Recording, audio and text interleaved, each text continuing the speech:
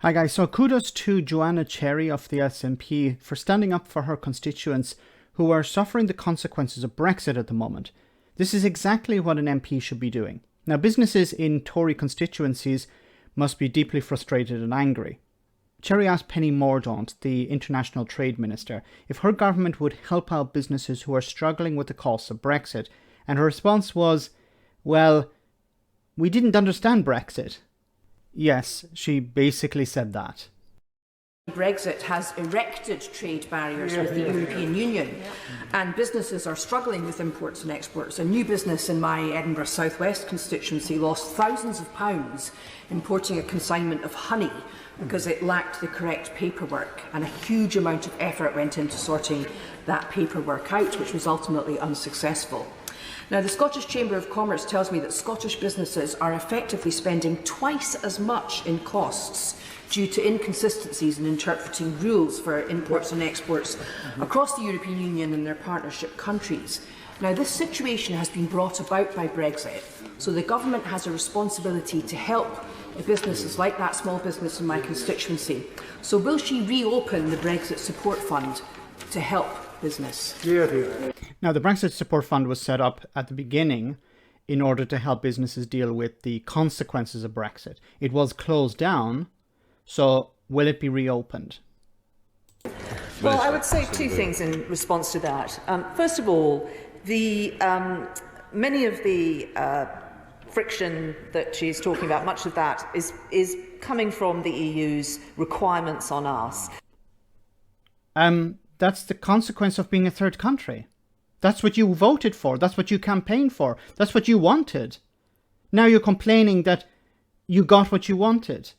People were saying in the run-up to leaving the European Union, single market and the customs union, these things would be imposed. And the response from Brexiteers was, no, they will not be imposed upon us because we're special. And now you're saying, well, it's the EU that's imposing these things on us. Yes, because you're a third country. Are you really that stupid? Really that thick? It was not our intention and a motivation, or the nation's motivation, for voting for Brexit to erect trade barriers. So you're saying that the people didn't know what they were voting for? Or you didn't know what you were campaigning for? The problem was that the price of frictionless trade was too high.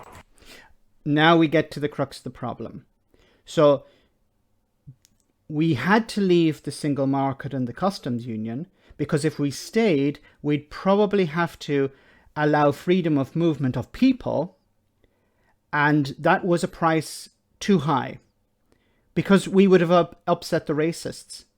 We had to impose these sanctions upon ourselves because if we didn't, then you know what would happen? The racists and bigots would go and vote for Nigel Farage's party, whatever it is at the time. So we had to throw Britain under a bus in order to protect the Conservative Party. Because the Conservative Party is more important than the country. I thought people have already understood that. Maybe they didn't.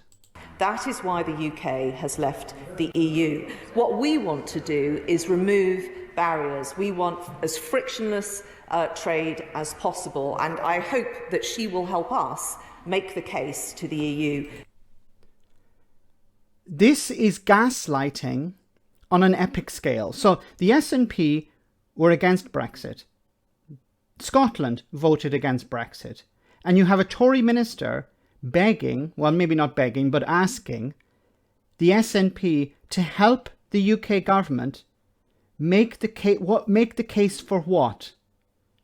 That to try and convince the EU to go easy on a third country that decided to become a third country, even though a significant portion of that country didn't want to become a third country. So you have a Tory minister, the International Trade Minister, asking the SNP, please help us go to the EU and convince them not to make Brexit so bad.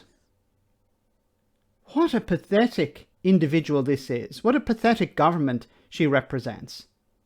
She's a Brexiteer. She hasn't turned around and said Brexit was a mistake, but she wants the SNP to help her convince the EU to go easy on the UK. But well, you know, it used to be easier to convince the EU to go easy on third countries when the UK was a member. But you decided, you campaigned to end that. To do that. We do have, obviously, the export support service that my honourable friend has spoken about, but also the trader support service, which is focused absolutely on these issues. There is further support. There is also financial support to enable businesses to export. So she's not opening the Brexit support fund, or get their sectors in the better prepared for some of the challenges that they are facing. But none of these challenges were necessary. But you obviously explained here, perfectly explained here, how yes, we needed to impose these challenges upon us because we needed to convince the racists that we were the party that they should support. And our door, I speak for all ministers, is always open to her if she wants to raise individual cases. We stand behind our producers, our manufacturers and our exporters, and we will do everything we can to ensure that they're maximising the opportunities. Maximising the opportunities? What opportunities? She raised a problem. That is not an opportunity. And the idea that, yes, our door is always open to listen to individual cases and we're going to raise them with the EU. Why would the EU respond to a third country? Unless it benefits the EU in some way. Unless it benefits EU exporters in some way. Now, yes, will there be negotiations or will there be talks between the UK and the EU to streamline some of these things? Yes. But they're not going to undo third country status. The EU isn't going to turn around and say, oh, look, the UK is suffering at the moment because it voted to leave the European Union, to leave the single market and the customs union, then we need to help them out. Because, you know, it's embarrassing for Boris Johnson's government to hear from members of parliament who voted against Brexit and explained these problems beforehand, predicted these problems. Well, it's embarrassing for Boris Johnson's government to have to try and, you know, find workarounds. These politicians have no shame. We explained these problems to them before Brexit. We were dismissed as scaremongers. It was all part of Project Fear. There's no way that the European Union would impose sanctions or restrictions on trade. And it perfectly demonstrated that these people didn't know what they were campaigning for, and the voters didn't know what they were voting for. Let me know in the comment section, guys, what you think about all of this. As always, your comments are greatly appreciated. Thanks a lot.